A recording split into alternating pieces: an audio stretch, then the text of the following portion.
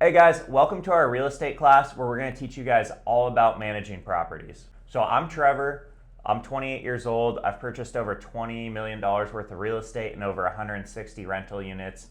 And this is James, he's our lender partner and he's an investor as well. So if you're wondering what Vesta is, that's our real estate team where we help people new and experienced build real estate portfolios. So we help you guys find, fund, and analyze deals and reach your real estate goals. My goal by the end of this class is to give you the basic information about what happens within property management and hopefully make you confident enough that you can do this yourself or help you make the decision that you want to hire a property manager. Just as a disclaimer, I'm not a property manager or a legal expert. I own a lot of rental units and I've self-managed a lot of my portfolios, so I'm aware of all this stuff, but laws do change over time.